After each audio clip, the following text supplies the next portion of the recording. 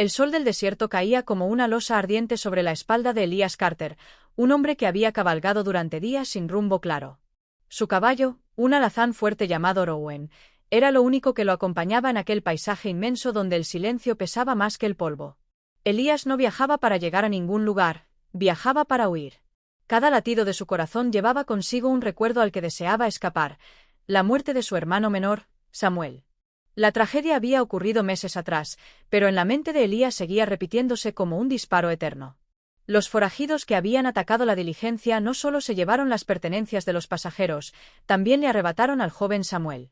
Elías se culpaba por no haber sido lo suficientemente rápido, lo suficientemente atento, lo suficientemente fuerte. La culpa era un grillete que lo mantenía encadenado al pasado, y la única forma que encontró de seguir respirando fue perderse en el desierto, alejándose de todo y de todos. Rowan avanzaba con pasos cansados, resoplando cada pocos metros. Elías sabía que necesitaban agua, pero el rumbo que había escogido le era desconocido.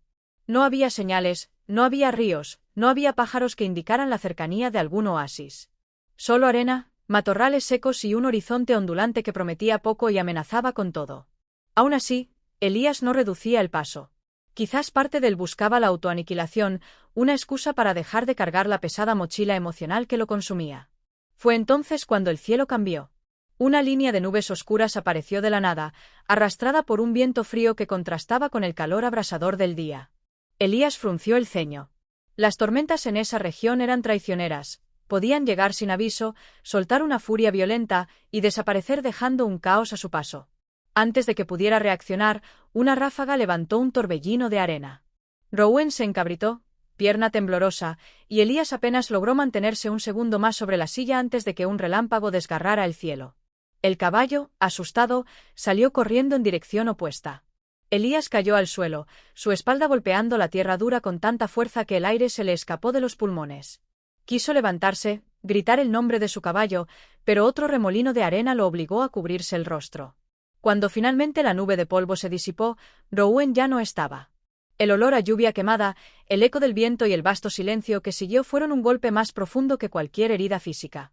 Sin caballo, sin agua, sin rumbo, Elías quedó solo en la inmensidad del desierto. Sentía que la vida le estaba enviando un mensaje, aunque él no sabía si era un castigo o una advertencia. Apoyó una mano temblorosa en el suelo para incorporarse, pero su cuerpo estaba débil, agotado por la falta de descanso y la tormenta inesperada. La piel de su rostro ardía, lastimada por la arena. La garganta le quemaba como si tuviera brasas dentro. Aún así, dio un paso. Luego otro. Caminó con la esperanza de encontrar las huellas de Rowan, aunque el viento las había borrado casi al instante. Cada movimiento era un recordatorio doloroso del peso emocional que cargaba. Elías pensó que quizás así debía ser. Tal vez este era el fin de un hombre que no pudo salvar a quienes amaba. Pero lo que él no sabía era que aquel aparente final no era más que el comienzo. El desierto, cruel y vasto, estaba a punto de poner en su camino algo, o alguien, que transformaría para siempre su destino. Una presencia que lo había estado observando incluso antes de que él perdiera su caballo. La caída dejó a Elías Carter con el cuerpo entumecido, como si cada hueso hubiera sido golpeado por un martillo invisible. Sentía arena en la boca, en los ojos, en las manos, como si el desierto quisiera absorberlo por completo. La tormenta se estaba alejando hacia el horizonte, pero había dejado un silencio extraño, casi irreverente, como si el mundo estuviera conteniendo el aliento. Elías intentó levantarse. Una punzada profunda atravesó su costado, casi cortándole la respiración. Sabía que debía moverse, la noche en el desierto no perdonaba. El calor del día se transformaría pronto en un frío que calaría hasta la médula, y él estaba sin caballo, sin manta, sin agua, sin fuerzas. Cada paso que daba era un desafío a la propia naturaleza, una afirmación testaruda de que aún no estaba dispuesto a rendirse del todo. Pero el sol se derrumbaba tras las dunas, pintando el cielo en tonos rojos y púrpuras. Elías avanzó tambaleante, guiándose solo por la intuición. El desierto había perdido su forma definida, ahora era un mosaico borroso de sombras y destellos engañosos. La sed se le clavaba como agujas en la garganta, y el cansancio comenzaba a nublar sus pensamientos. Caminó así durante horas, hasta que sus piernas finalmente se rindieron. Cayó de rodillas y después boca abajo, sintiendo el áspero contacto de la arena fría contra su mejilla. Trató de respirar profundamente, pero cada inhalación ardía. La oscuridad se hacía más densa, envolviéndolo como una manta de plomo. En algún rincón de su conciencia, volvió a escuchar la voz de su hermano Samuel, diciéndole que se levantara, que siguiera adelante. Pero esta vez, Elías no pudo obedecer. El límite entre vigilia y sueño se volvió confuso. Las estrellas aparecieron sobre él como un mar de luces titilantes, distorsionadas por el cansancio. Ya no sabía si estaba viendo el cielo o si era un espejismo más. Su mente comenzó a divagar. Imágenes rotas, recuerdos sin orden, flashes de la noche en que Samuel murió. Gritos. Disparos. El eco de la culpa rozándole la piel como una espina. Fue entonces cuando escuchó algo diferente. Fue un sonido suave, rítmico, que no pertenecía al viento ni a los animales nocturnos. Pasos. Pasos humanos. Elías trató de levantar la cabeza, pero su visión estaba nublada por la deshidratación y el cansancio extremo. Las voces llegaron después. Palabras en un idioma que él no comprendía, pronunciadas con un tono urgente pero firme. El sonido era leve, casi susurrante, como si la misma noche estuviera cuidando que solo él las escuchara. Una sombra se inclinó sobre él. Elías vio apenas el contorno de un rostro oscuro, cabello largo, trenzado, piel cubierta de polvo y pintura ceremonial. Un par de ojos profundos lo observaron, no con miedo, sino con una mezcla extraña de compasión y evaluación. Antes de que pudiera decir una sola palabra, sintió unas manos fuertes que lo giraron con cuidado. Después vinieron otras manos, más pequeñas, que tocaron su frente y su cuello, revisando sus heridas con una precisión sorprendente. El mundo a su alrededor comenzó a desvanecerse. Sintió que lo levantaban, que su cuerpo era cargado por varios brazos. Un olor flotó en el aire, mezcla de hierbas trituradas y humo lejano. Una voz femenina dijo algo que él no entendió, pero cuya cadencia le resultó extrañamente tranquilizadora. Mientras la oscuridad lo reclamaba, Elías tuvo un último pensamiento consciente. No estoy solo, alguien me ha encontrado. Lo que no sabía era que esta presencia, esta mujer apache de mirada decidida, sería quien lo acompañaría en el viaje más profundo y transformador de su vida. Pero en ese momento, mientras la negrura lo envolvía, solo pudo rendirse a la incertidumbre y a la esperanza tenue de que quizás su historia aún no había terminado. Cuando Elías abrió los ojos, la luz no era la del amanecer del desierto ni el reflejo abrasador del sol. Era una luz suave, cálida, filtrada a través de techos de ramas y pieles. Por un momento no supo dónde estaba, pensó que quizás había muerto y despertado en algún lugar entre la vida y el más allá. Pero el dolor en su cuerpo, ese dolor punzante y terco, le recordó que seguía siendo un hombre mortal. Trató de incorporarse, pero una punzada en las costillas lo obligó a detenerse. Respiró hondo y miró a su alrededor. La choza era pequeña pero ordenada. Había cuencos de barro, haces de hierbas secas colgados del techo, y un pequeño fuego en el centro que desprendía un aroma dulce y medicinal. Fue entonces cuando escuchó un susurro. No amenazante, sino firme. Una voz femenina que parecía ordenarle quedarse quieto. Ella apareció desde la sombra con pasos silenciosos, como si formara parte de la misma naturaleza. Nayeli, aunque él aún no conocía su nombre, lo observó con la serenidad de alguien acostumbrada a lidiar con la vida y la muerte. Tenía el cabello largo, oscuro, recogido en dos trenzas decoradas con cuentas de hueso. Su rostro mostraba fuerza y calma, una belleza agreste que no necesitaba adornos. Su mirada, profunda como la noche sin luna, lo examinaba con atención clínica. Elías quiso hablar, pero su garganta estaba tan seca que apenas pudo emitir un murmullo. La mujer apache se acercó sin titubear y le ofreció un cuenco de agua tibia. Sus manos eran pequeñas comparadas con las de él, pero firmes, seguras, como si el desierto entero se sostuviera en ellas. Elías bebió con torpeza, derramando algunas gotas sobre su barbilla. Ella no dijo nada, pero sus ojos revelaron un destello de paciencia. El silencio entre ellos era pesado, pero no incómodo. Era un silencio que hablaba por sí mismo. Elías sabía que estaba vivo gracias a ella y a quienes lo habían encontrado esa noche. Mientras intentaba procesar la situación, notó que su torso estaba vendado con tiras de piel suave impregnadas en ungüentos. Las heridas en su brazo habían sido limpiadas y cubiertas con hierbas trituradas que desprendían un aroma mentolado. La precisión del trabajo lo sorprendió. Esa mujer no era una simple cuidadora, era una curandera, una sanadora de su pueblo. Nayeli se sentó frente al fuego y empezó a mezclar hojas en un cuenco. Sus movimientos eran tan fluidos como el agua. Elías intentó hablar otra vez. ¿Dónde estoy?, preguntó con voz ronca. La mujer lo miró sin expresión y pronunció algo en apache. Sus palabras eran suaves, pero incomprensibles para él. Luego, como si hubiera leído la confusión en su rostro, dijo lentamente en inglés. Valle escondido. Su acento era claro, pero cada palabra parecía cuidada, medida, como si llevara un peso ceremonial. Elías asintió con dificultad. Sabía que había tribus apaches en la región, pero nunca había tenido un encuentro tan cercano, ni tan vulnerable. Mientras ella trabajaba en silencio, Elías no pudo evitar preguntarse por qué lo habían salvado. Él pertenecía a un mundo que había traído problemas, enfermedades y violencia a su pueblo. No había razón para que una apache arriesgara su seguridad por él.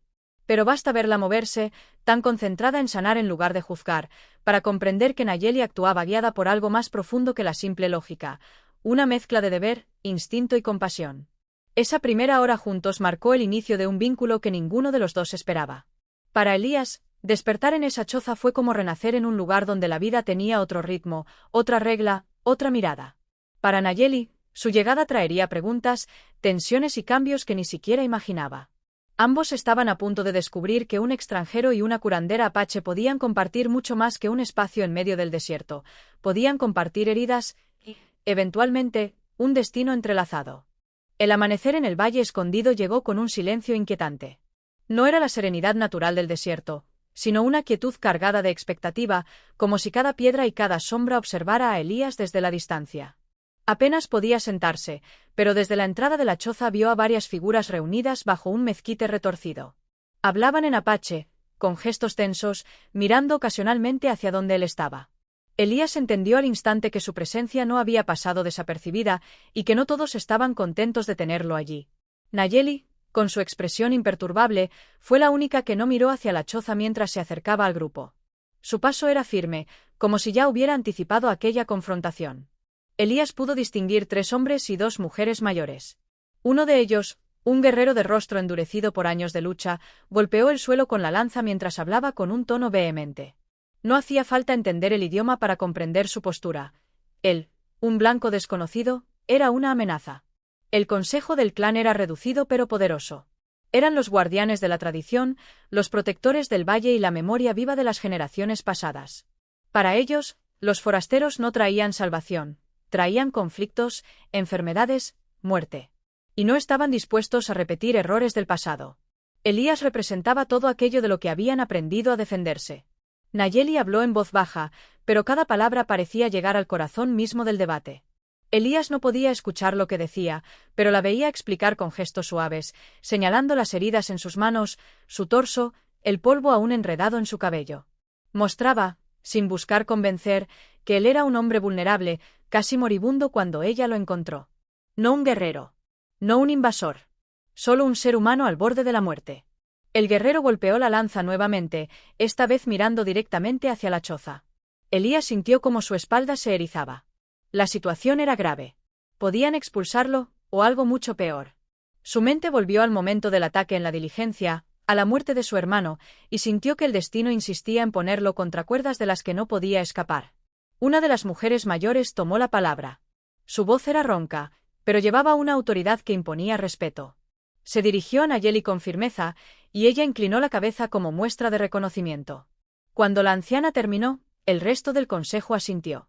El guerrero miró a Elías por última vez antes de alejarse. Nayeli regresó a la choza sin mostrar emoción alguna, pero cuando se sentó junto a él, Elías supo que las palabras que estaba a punto de pronunciar no serían fáciles. «Puedes quedarte unos días», dijo en un inglés pausado. «Solo hasta que puedas caminar sin caer. Nada más». Elías asintió, agradecido pero consciente del riesgo que ella había tomado por él. «¿Te causé problemas?», preguntó, con voz débil. Nayeli lo observó con esos ojos profundos que parecían atravesar el alma. «Mi gente ha sufrido mucho. No confían en los hombres blancos. Y tú apareciste herido en nuestro territorio. Para ellos, eres señal de peligro, incluso si no viniste buscando guerra». Elías bajó la mirada. Sabía que no tenía justificación. Su sola existencia allí ya era una intrusión. «No quiero causar daño», murmuró. «Entonces demuestra que tu corazón no es como los otros», respondió ella, sin dureza, pero con una honestidad afilada. «Hablas poco, eso ayuda». A pesar de la tensión, Elías percibió un destello de humor en su voz, casi imperceptible. Fue la primera grieta en el muro que ella había levantado entre ambos. Ese día, mientras el valle seguía adelante con sus labores, Elías comprendió la realidad. Estaba viviendo entre 2 mundos que nunca debían haberse cruzado. Un espacio frágil donde cualquier error, cualquier sospecha, podía convertirlo en enemigo. Pero también entendió algo más. Si Nayeli había luchado por darle una oportunidad, él no podía desperdiciarla.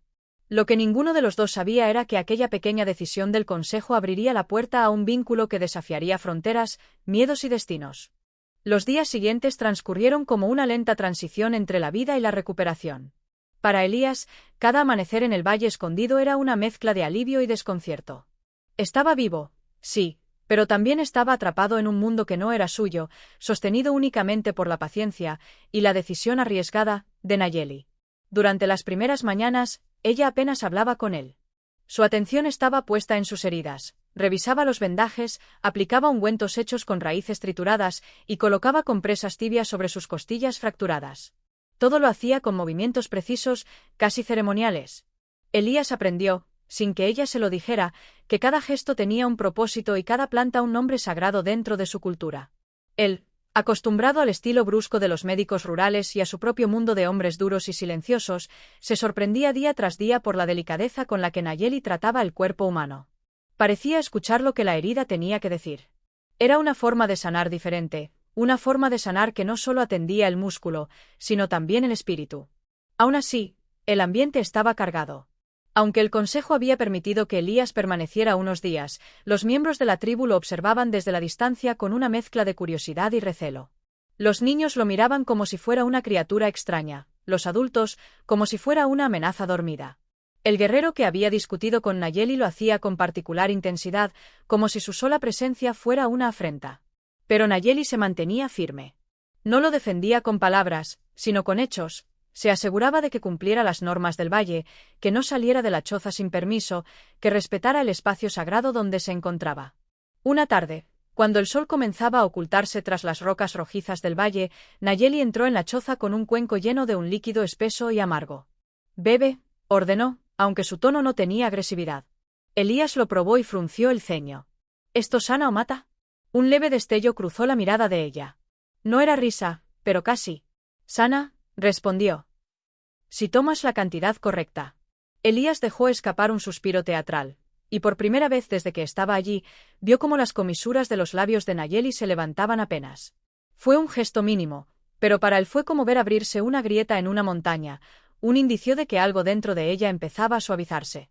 Con el paso de los días, cuando Elías recuperó suficiente fuerza para caminar unos pasos fuera de la choza, Nayeli comenzó a enseñarle pequeñas tareas para agradecer al valle, como ella lo llamaba. Él recogía agua del arroyo cercano, limpiaba las piedras del espacio del fuego o molía hierbas bajo su supervisión. Lo hacía despacio, porque su cuerpo aún protestaba, pero lo hacía con honestidad. Quería demostrarle a la tribu, y a ella, que no era una amenaza. Una mañana, mientras él molía bayas medicinales, preguntó: «¿Por qué me salvaste?» Nayeli no levantó la vista del trabajo que estaba haciendo. Su respuesta fue breve: «Porque estabas vivo». Muchos no habrían arriesgado nada por un forastero. Esta vez sí levantó la mirada. Sus ojos tenían una intensidad difícil de sostener. «Mi pueblo conoce el dolor», dijo. «No deseo más del que ya existe». Elías guardó silencio. Aquella frase tenía capas que él no comprendía del todo, pero intuía que escondía historias de pérdida que nunca se habían dicho en voz alta. La relación entre ellos evolucionaba sin que ninguno lo notara del todo. No había confianza aún, pero había un principio de entendimiento. No había cercanía, pero había respeto. Y en ese respeto, algo nuevo comenzaba a respirarse entre los dos, un sentimiento leve, casi indefinible, que no era amor, pero sí la posibilidad de que un corazón roto pudiera latir de nuevo. Lo que ninguno de los dos sabía era que los días de calma estaban contados. El pasado de Elías y el peligro que rondaba el territorio apache pronto llamarían a la puerta del Valle Escondido, poniendo a prueba cada paso que habían dado juntos. La recuperación de Elías avanzaba, aunque su cuerpo todavía llevaba las marcas del desierto y de la violencia. Cada mañana, cuando respiraba hondo, un dolor agudo le recordaba que sus costillas aún no estaban del todo reparadas. Pero ya podía caminar despacio por el valle, apoyándose en un bastón improvisado que uno de los ancianos le había entregado sin emoción alguna. El Valle Escondido empezaba a mostrarle sus secretos. En las primeras horas del día, el aire estaba impregnado de un olor fresco que venía del arroyo. Los pájaros cantaban desde los árboles torcidos que apenas daban sombra. Las montañas rojizas se alzaban alrededor como guardianes silenciosos. Era un lugar aislado, protegido, cuidadosamente mantenido por generaciones de apaches que habían aprendido a escuchar y respetar a la tierra. Pero a medida que Elías se recuperaba, también sentía otro tipo de tensión: la presencia constante de miradas que lo vigilaban. No eran solo los adultos desconfiados, incluso los jóvenes guerreros lo seguían con la vista en cada paso. Especialmente Tazi, el mismo que había exigido al consejo que lo expulsaran. Tazi era fuerte, impulsivo, y hacía años había perdido a un hermano en un enfrentamiento con colonos. Para él, la presencia de Elías era una herida abierta.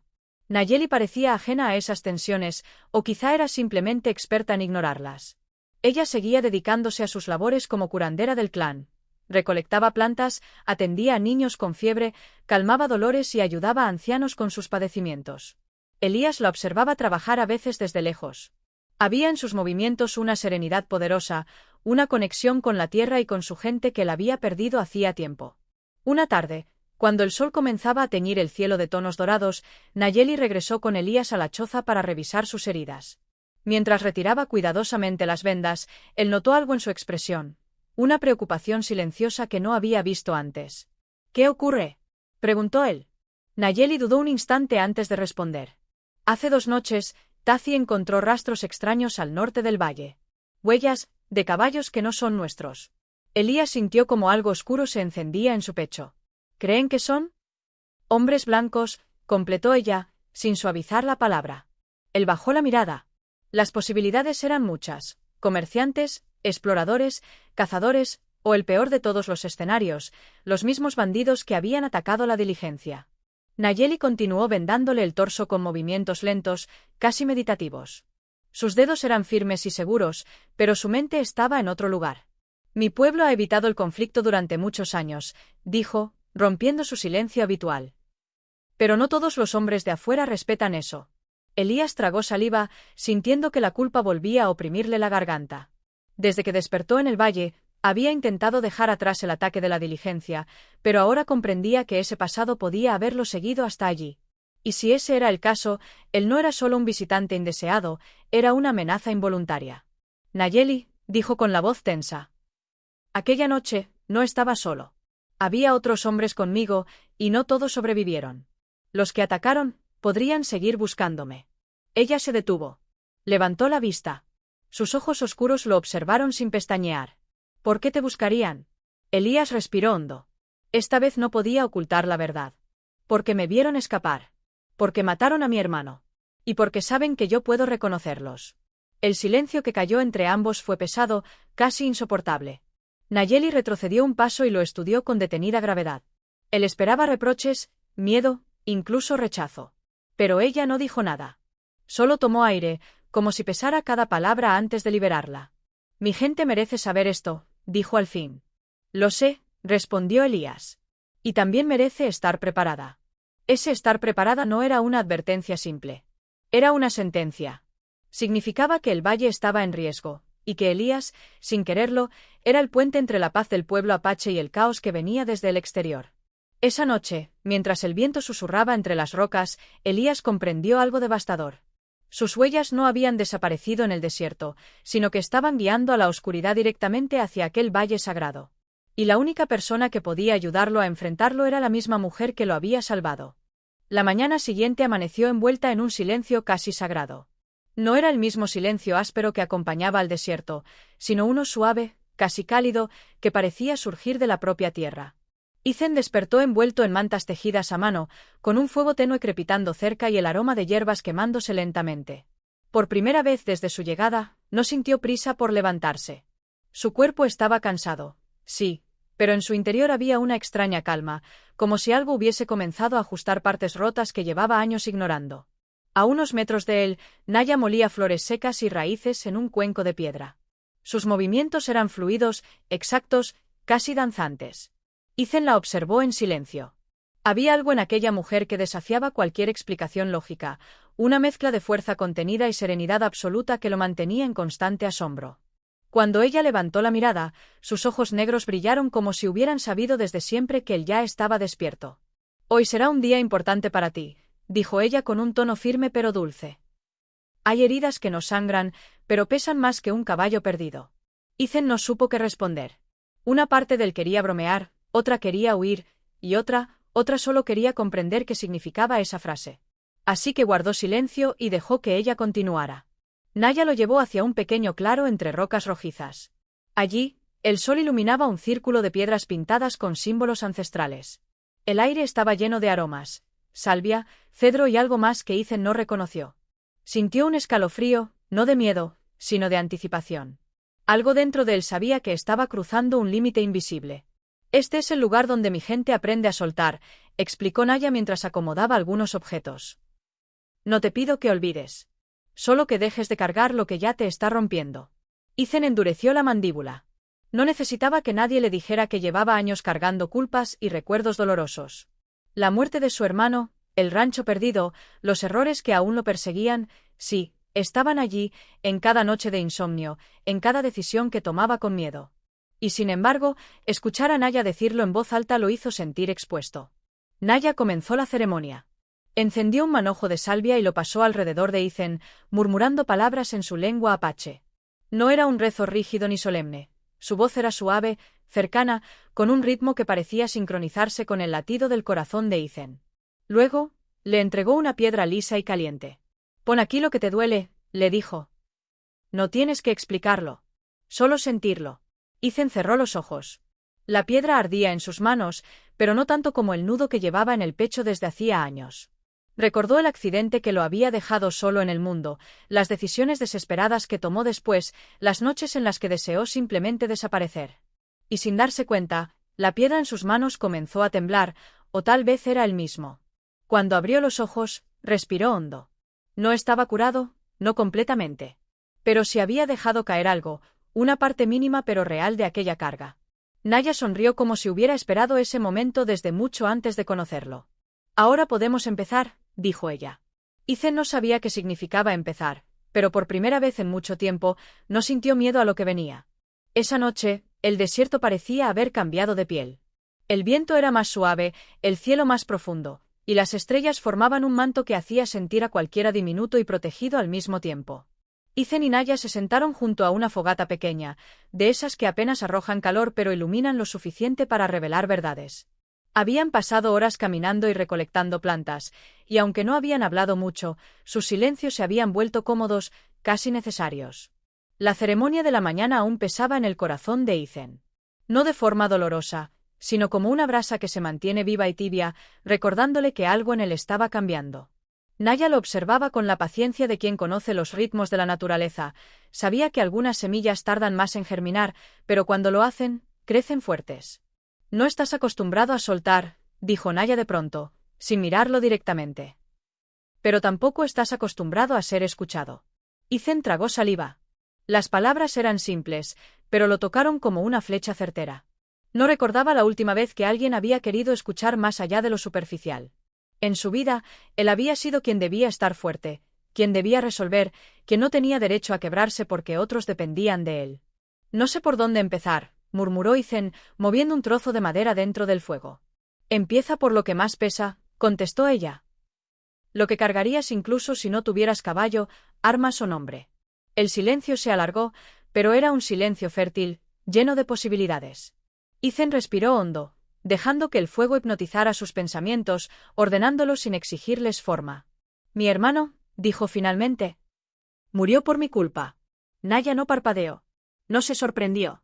Solo inclinó la cabeza con respeto, como si recibiera un mensaje sagrado. «Cuéntame». Ethan lo hizo.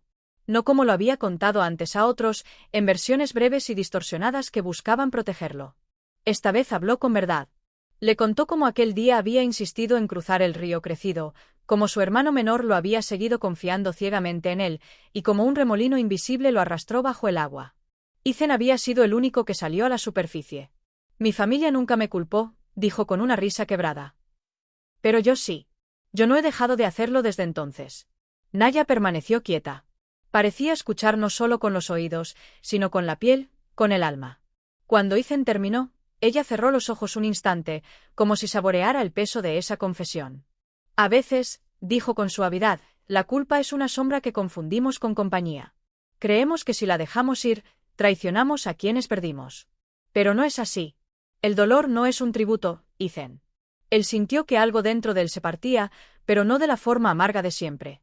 Era una grieta distinta, una que dejaba entrar luz. No sé cómo perdonarme, admitió. Nadie sabe al principio, respondió Naya, acercándose para tocar su mano. El perdón no es un acto. Es un camino. Y hoy diste tu primer paso. Ethan sintió su respiración temblar, pero no retiró la mano. No era un gesto romántico, al menos no completamente. Era algo más profundo, más humano. El reconocimiento de que alguien, por primera vez en años, lo veía sin juzgarlo, sin exigirle nada. El fuego crepitó, elevando chispas que parecían perderse entre las estrellas. La noche los envolvió con una intimidad que no necesitaba palabras.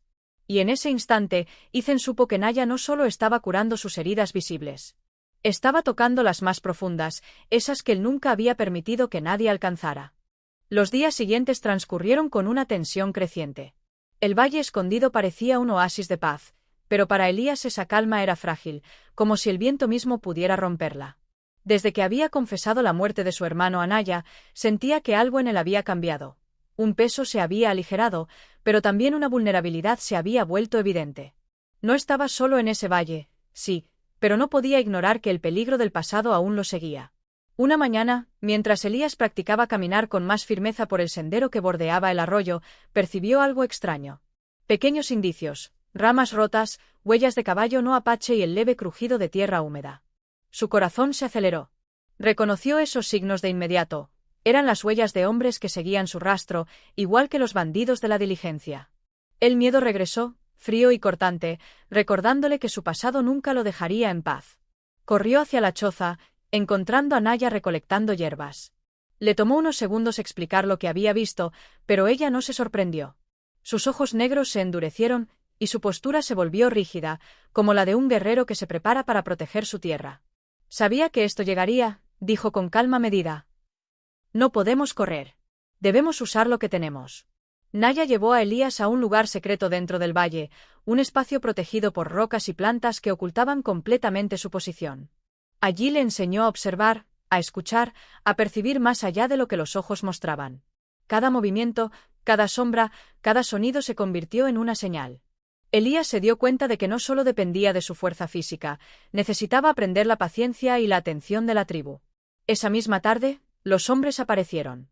No eran muchos, pero su presencia imponía violencia. Elías los reconoció al instante. Uno de ellos era el sobreviviente del ataque que había dejado a su hermano muerto. Su corazón se llenó de rabia, miedo y culpa al mismo tiempo. Sabía que no podía enfrentarlo solo, y que cualquier acción precipitada pondría en peligro el valle y la vida de Naya. Naya, con movimientos rápidos y precisos, preparó trampas y defensas sencillas, cuerdas ocultas, flechas listas y señales silenciosas para alertar a la tribu. Mientras lo hacía, sus ojos se encontraron con los de Elías, transmitiéndole una confianza férrea. Él comprendió algo esencial: no estaba solo, y tampoco podía enfrentar el pasado cargando solo el peso de la culpa. Cuando los bandidos intentaron avanzar, la trampa improvisada los detuvo. Una cuerda tensada se deslizó por la tierra, derribando uno de los caballos y creando confusión entre los atacantes. Elías, por primera vez, sintió que podía actuar sin sentirse completamente impotente. Con las instrucciones de Naya, logró ayudar a proteger la entrada del valle, usando su fuerza y conocimiento del terreno. Al final, los hombres huyeron, frustrados y confundidos, incapaces de superar la resistencia organizada de la tribu. Elías cayó al suelo, extenuado, con el corazón golpeando con fuerza. Naya se acercó y lo tocó suavemente en el hombro. «No eres culpable de lo que te siguió», dijo. «Pero ahora has aprendido algo importante. Enfrentar el pasado no significa cargarlo solo». Esa noche, mientras el valle recuperaba su silencio habitual, Elías comprendió que la amenaza no había desaparecido por completo, pero algo dentro de él había cambiado. Ya no era solo un hombre marcado por la tragedia, era alguien capaz de luchar, de proteger, de colaborar y de confiar.